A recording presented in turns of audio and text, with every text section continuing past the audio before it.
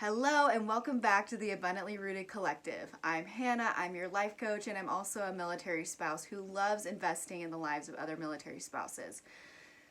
So today your girl is coming at you with some ring light action and a mic, and I'm hoping that this kind of gives an extra boost in the quality of the videos I'm putting out on YouTube. So hopefully this is beneficial. Let me know if you like it down in the comments. Okay, so today we are going over the last area in our Goal Getter series. It's all about making goals within relationships. Ooh, this is a juicy topic. Okay, so the one thing I really want you to keep in mind is this applies to you and is customized to you. Right? We talked about a lot how our environment impacts the way that we create goals in the last video. If you haven't watched the other Goal Getter series videos, go and do that before watching this video. I really believe that there's something to be said about the process of going through this process bit by bit and from start to finish. So go check those out. But today we're talking about relationships, and relationships stem from, okay, whether it's your relationship with your boyfriend, girlfriend, significant other, or spouse, or it's your relationship with coworkers, or your family members, or your in-laws, or your friends. We have many facets of relationships in our life, right, day to day. And this is something I really want to challenge you on. Relationships is such a key in our lives, and it's important that we really try to create healthy boundaries and healthy relationships, because those relationships we surround ourselves with, just like we talked about in the environment video, this last video, who you surround yourself with is kind of like who you become. You will find that a lot of times things will rub off on you from the people that you hang out with, whether it's a phrase that they say all the time or whether it's a habit that they have. It just is natural human nature to, I guess, relate to the person. And so make sure that the people that you're surrounding yourself with are people that, number one, who respect your boundaries, because the people who don't respect your boundaries are people who don't want you to have boundaries, right? The people who are like, oh, I'm so pissed that you set a boundary, are people who really like to take advantage of you, most cases. Is that right? Do you have somebody in your life that you're thinking about right now that you're like, I gotta place a boundary no matter what they say? Boundaries are for you, they're not for them, right? So this is about you and really like investing in your emotional and mental health, and relationships can really take away a lot from your health. So let's dive into this. Evaluate and condense the people in your inner circle, okay? I want you to really think about, who do you spend the most of your time with in person, but also who do you spend a lot of time with talking online? Because now that we have social media, it's so easy to create friends from different states, even different countries, who you've never met in person, but they become like a part of your life, right? I'm gonna say this. More isn't always merrier.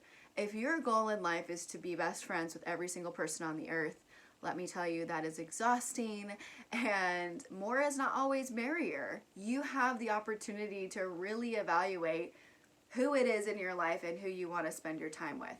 So I'm going to go through this list of questions, and I really want you to think about this and write this down. So grab a pen and paper and get ready to take some notes, girlfriend. Make a list of these things. Who do you need to create boundaries with? When you think about who you need to create boundaries with, like maybe they take up too much of your time, maybe they take advantage of you, maybe they're constantly wanting to hang out and you don't have the energy to hang out with them all the time. Who is it that you need to create boundaries with, and who comes to your mind when I say that? Write that down. The next question is, who do you love spending time with? Who is it that you're like, I can't wait to spend time with this person? Write that down, because that is one of the people that needs to be primary focus in your inner circle. If we spend our time trying to counsel our friends all the time, trying to invest in them all the time, and we have friends that are stealing, literally sucking the life out of us, and we don't spend as much time with the people we really, really love spending time with, it will show in your habits. It will show in the way that you achieve your goals. It will show in the quality of your life. Okay, I know that's a bold statement, but it's real. Okay, here's another question. Who do you leave time with and have a ton of energy? You like leave conversations with this person and you're like, I'm fired up. I can't wait to attack my goals. I can't wait to do this, and this. And I literally have so much energy. I feel productive. I feel like I'm going to go around my house and clean my house. I feel like they've inspired me. Who are those people? And write that down. Write those people down. Those are the people that should be in your inner circle because they are breathing life into you, my friend. And friendships that you breathe life into each other, that is some kind of thing that you should be having in your life. And I don't know why I said it that way, but we're starting messy and we're not editing any of these videos. So bear with me. All right. Who sucks the life out of you? There should be somebody that comes to your mind that's like, when I leave spending time with this person, I feel so exhausted. I feel drained. I feel like I need a nap. I feel like I need coffee after spending time with this person.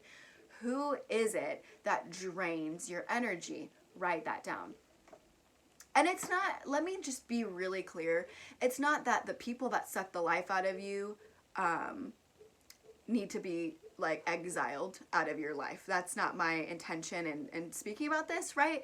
It's who do you believe needs boundaries?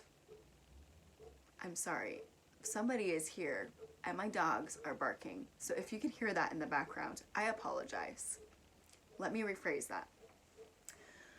It's not that the people that you spend time with that sucks the life out of you, it's not that you need to exile them out of your life.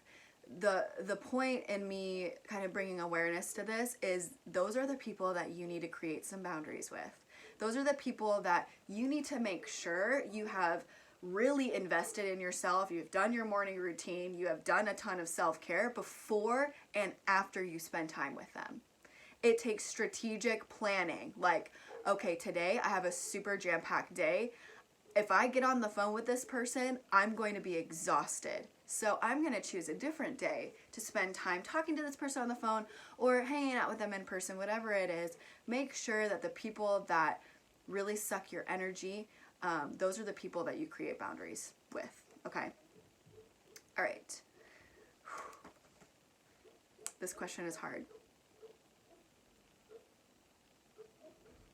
Okay, hold on. Okay, sorry. I had to take care of the situation. My dogs were freaking out because the UPS person was here. But here is the question that I wanted to ask you. Who brings out the worst in you and who brings out the best in you? This will help you determine who it is that you need to spend time like creating some boundaries with, right? Because the people who bring out the worst in you are not the people you want to be surrounding yourself with 24/7. You want to make sure that you're really, really focusing on implementing time and quality time and communication with the people who bring out the best in you. Okay, so that's primarily with friends is what we're doing the evaluation with, right? Because our spouse is somebody we've vowed to for life, and there's many things that we can look at as far as goal setting with our spouse that are a little bit different than friends. So that was kind of our friends area. So for our spouse area, let's get down to business. Are you connecting physically and emotionally with your spouse? All right, I'm not super shy. So we're talking about, are you being intimate with your spouse? Are you guys having sex on a regular basis? Are you taking time out of your week to really invest physically with your spouse? There's something to be said about two becoming one and that intimacy that you can create to really bond with your spouse, especially when you're going through a rough time, right? It's really important that we stay connected physically, but also emotionally, right? Are you being vulnerable with your spouse and sharing with them the things that you're struggling with, or the things that maybe you are hoping for in this next year. Have you created goals together? This is something that Gabe and I do every year, and I think that it's really incredible that he is a man who really wants to act upon the things that we have goals for. And he even asked me this week, he's like, so what are we going to do this week to better ourselves and to better our marriage? And so we're starting this new thing where we're kind of talking about our week and what we want to come out of the week. How's your communication? Are you communicating effectively? Are you communicating enough? A lot of times I see spouses, especially within the military, where maybe their spouse is not a good communicator and they just accept that that's how it's supposed to be. When Gabe and I first got married, Gabe was a terrible communicator. And over the last 4+ years, he has really made an effort to recognize what it is as far as communication that I need in order to feel connected to him. And even when he doesn't feel like it, right? Even when he's exhausted from training or whatever, he genuinely puts in an effort to try to invest in me with communication, because communication to me is so important. And for most women, it is, right? If you are not necessarily a communicator within your marriage, right?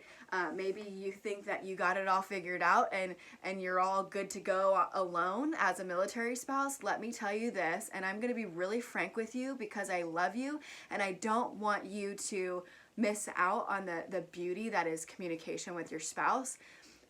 Do not make an excuse for yourself either that maybe you don't need as much communication. I do genuinely believe that some people can function better with less communication, right, than they do with, they don't necessarily need all of the communication, but don't exit yourself out of needing communication. In a marriage, you have to make the effort to communicate for yourself to your spouse and to expect communication in return or ask for communication in return. When you are not speaking with your spouse, don't see that as a strength, as something that like, good job, you're doing a good job because you can function without communicating with your spouse. Always be intentional about communication with your spouse. No matter how well you think your marriage is going or how well you think you're doing in your relationship, always strive for communication. Little to no communication often ends up creating miscommunication, and it often creates issues in the long run, and I just don't want that for you. So even though you might be strong as nails, I'm telling you right now, I'm really strong, but I don't ever look down upon myself for the fact that I need some communication from my husband. That's what a relationship is about. A relationship isn't a one-way street, right? It's a two-way street. And so both people need to be putting in that effort. And so you need to evaluate, how can you better communicate with your spouse, and how can you ask your spouse for what it is you need as far as communication, and to make sure that line of communication is open, it's safe, it's a place where you both can come together and really just invest in one another. That is kind of part of what it takes to have a healthy relationship with your spouse. Okay. And plan quality time to connect. That's another one that I have written down here. Because when you think that like, oh, the kids come first and they have a crazy job and you don't connect with your spouse, don't expect just because you have children that your relationship will be all right if you don't invest in it. Right? And I know I'm speaking from a position of not being a mama with a baby in my arms, but that is something that going into motherhood and going into this process of our adoption, that Gabe and I have strongly placed boundaries around, that we will always put each other first before our children, and we will always put our connection as a priority. No matter what happens, no matter how many kids come into the world, if we end up adopting twins, okay, well, we will find time to connect and spend quality time with just us, because we don't want to lose our identities as a marriage in being parents, right? There will come a day where your children will be out of the house, and then you're gonna have to like relearn how to be together, right? But let's ease into that reintegration process by staying connected no matter what changes are happening, and making sure that we're planning quality time together. Maybe it's every quarter you go away together, and you go away to a hotel together, and you have maybe in-laws or family or somebody watching your babies. Maybe it's having a date night every single week. That's something that Gabe and I love to do.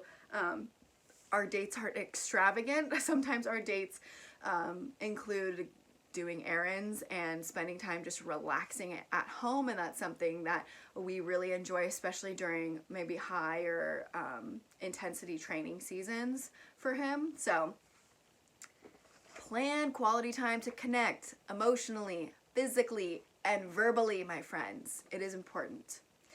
So for your kiddos, something that I came up with is, okay, maybe you want to create goals on when you want to spend one-on-one time with your kids.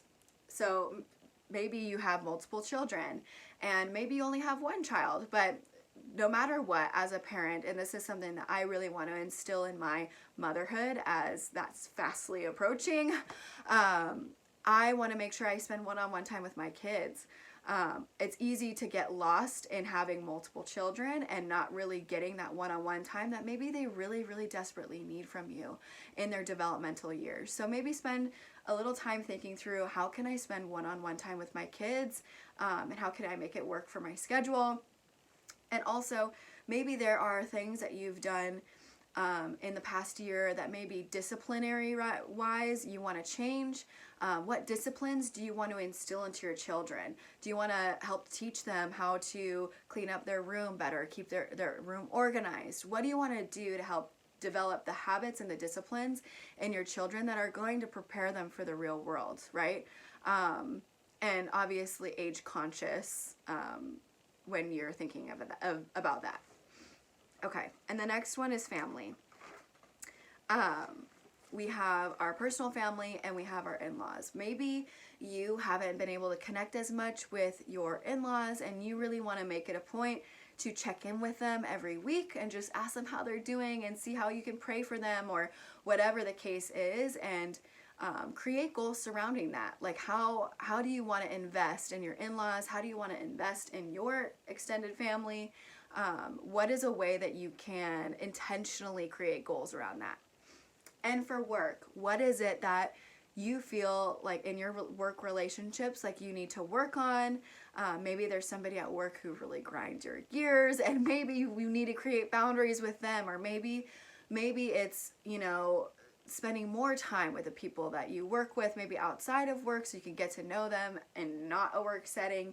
Whatever that looks like for you, invest in your work relationships, because a lot of times if we don't do that and we're just there to work, we can miss out on really creating a team bond, right, in our work relationships. So I hope that you guys enjoyed this video. If this is helpful to you, please give it a thumbs up, share it, and comment on it, and tell me what works for you and what are you going to implement from this video in your own life. I would love to hear it. Ask any questions you want down in the comments, and also, of course, subscribe so you get notifications when videos are up and live and ready to watch. All right, so until next time, I will see you later. I love you all, and get going on those goal setting goals.